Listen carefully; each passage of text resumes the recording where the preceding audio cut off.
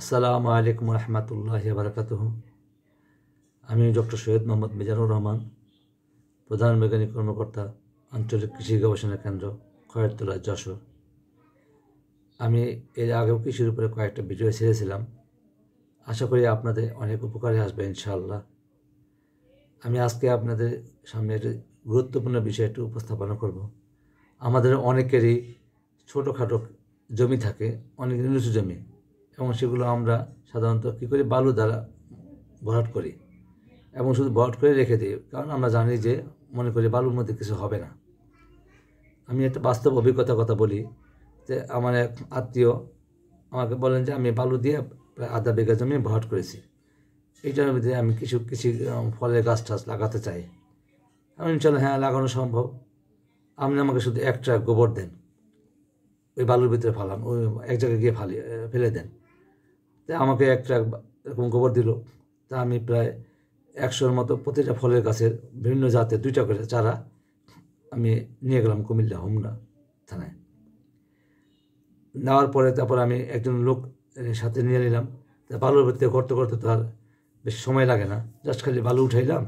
আমি কী করছি, 1 কোদাল বালু 1 কোদাল গোবর এইভাবে মিশিয়ে আমি ফলের চারাগুলো জাস্ট খালি ওইটার ভিতরে বসাই দিলাম। বালু আর গোবরের মাথা আর কিছু দিলাম না, কারণ যেহেতু মাটি নাই আশেপাশে, শুধু অনেক দূরে মাটি, তাই আর কি বালু আর গোবরের ভিতরে চারাগুলো বসাই দিলাম। সাথে একটা কাঠি এখানে কুপে দিয়েছি, এবং কাঠির সাথে চারা গাছটা আমরা বেঁধে দিয়েছি। আর উপরে যেহেতু বালু সূর্যের তাপে গরম হয়ে যাবে, তাহলে গাছের শিকড়ে অনেক ক্ষতি হতে পারে। তাই আমরা ওই পুকুর থেকে কচুরিপানা উঠিয়ে ওই প্রতিটা গাছের গোড়ায় দিয়ে দিলাম। আর আমার সেই আত্মীয়কে বললাম যে আপনি একটা লোক রাখবেন কমপক্ষে 3 মাস, যেন প্রতি গাছের গোড়ায় পানি দেওয়া যায়। যেহেতু এটা মার্চ ছিল, মার্চ এপ্রিল মে বৃষ্টি আসার আগ পর্যন্ত আমি বললাম যে আপনি প্রতিটা গাছের গোড়ায় প্রতিদিন যেন পানি দেয়। এবার পানি দিয়ে রাখলো। আর যেহেতু আমি কচুরিপানা দিয়েছি, সেই জন্য আমার গাছগুলোকে ঠান্ডা রাখছে। এই কচুরিপানার পানি কিছুটা ধরে রাখার চেষ্টা করছে। ঠিক দেখা গেল যে 1 বছরের মাথায় প্রতিটা ফল গাছে ফল ধরা শুরু হয়ে গেছে, অনেক গাছে ফল এসে পড়ছে। যেহেতু এটা কলমে গাছ ছিল, ম্যাক্সিমাম ফল গাছে ফল চলে আসলো। যখন এর কারণটা কি, কারণ বালু ছিল ঝুরঝুরা নরম, শিকড় কিন্তু খুব দ্রুত গভীর মাটিতে চলে গেছে তাদের অরিজিনাল শিকড়ে। আর মাটির ভিতরে যে খাদ্য উপাদানগুলো আছে সেটা তো আল্লাহ প্রদত্ত দেওয়া, এখানে তো আর গাছের খাবারের কোনো অভাব হয় না। আমরা তো শুধু গাছের খাবার দিই কতটুকু, 1 থেকে 1.5 হাত গভীরে, এবং তাও নির্দিষ্ট কিছু খাবার দিয়ে দেয়, ইউরিয়া, টিএসপি, এমওপি, পটাশ, তারপর গোবর সার কিছু দিয়ে দিই। কিন্তু একটা গাছের বেঁচে থাকার জন্য তো আরও প্রায় 16-17 উপাদান দরকার। সেই উপাদানগুলো কোথায় পায় সেটা তো আমরা কখনো চিন্তা করি না। সেই উপাদানগুলো আল্লাহ তাআলা মাটিতে কিছু কিছু দিয়ে দিয়েছেন, আর আমরা যে গোবর দিই সে তার থেকে কিছু পাই। তা আমরা অনেকে মনে করি কি যে গাছে খাবার না দিলে কী হবে, ফল গাছ তো বেঁচেই থাকে। আসলে ঠিক আছে, ফল গাছ বেঁচে থাকে, কিন্তু দেখবেন কিছু কিছু ফল গাছ 1 বছর ফলন দেয়, তো আবার 1 বছর 2 বছর ফলন দেয় না। একটাই কারণ, গাছ ওই যে ওর বেঁচে থাকার জন্য যেহেতু খাদ্য উপাদান দরকার, অনেক সংগ্রাম করে সে তার উপাদানগুলো মাটি থেকে বিভিন্ন জায়গা থেকে অনেক গভীরে গিয়ে হলো সে সংগ্রহ করে বেঁচে থাকে কোনো রকমের গাছটা।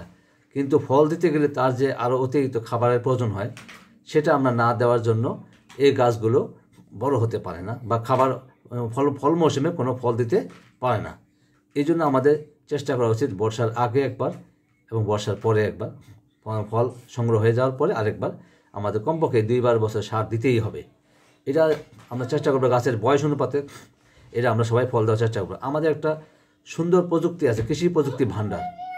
এটার ভিতরে অনেক প্রকার, সমস্ত প্রকার ফল, সবজি, ফুল, কন্দার ফসল, এরকম সবগুলো ফসলের বিভিন্ন কখন কিভাবে রোপণ করব, কীভাবে বপন করব, রোগ পোকামাকড় হইলে কীভাবে দমন করব, এই ব্যাপারে বিস্তারিত ওটার ভিতরে লেখা আছে। সাধারণ যারা বাংলা পড়তে পারেন, সম্পূর্ণ বাংলায় লেখা, বাংলা ওইটার ভিতরে দেওয়া আছে, বাংলায় আমরা ওইটা পড়ে নিজেরাই জানতে পারবো। পোকামাকড়ের রোগ জীবাণুর ছবি দেওয়া আছে ওই কৃষি প্রযুক্তি ভাণ্ডার বইটার ভিতরে, এই অ্যাপসের ভিতরে। সেই অ্যাপসের ভিতরে যে কোনো কেউ এটা বের করতে পারবে। যদি আমরা কেউ না পারি, তখন আমাদের ঘরে যে ছেলেমেয়েরা আছে শিক্ষিত, তাদের কাছে একটু বলে দিলে তারা ওই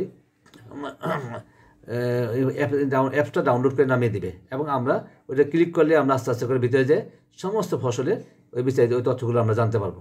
তো এখন থেকে আমরা এটা মনে রাখবো যে জমিতে মাটি কোনো ফ্যাক্টর না। মাটিটা কি হয়েছে যে আমরা যদি শুধু বালু হয়, বালুর মধ্যেও ফল গাছ লাগানো সম্ভব।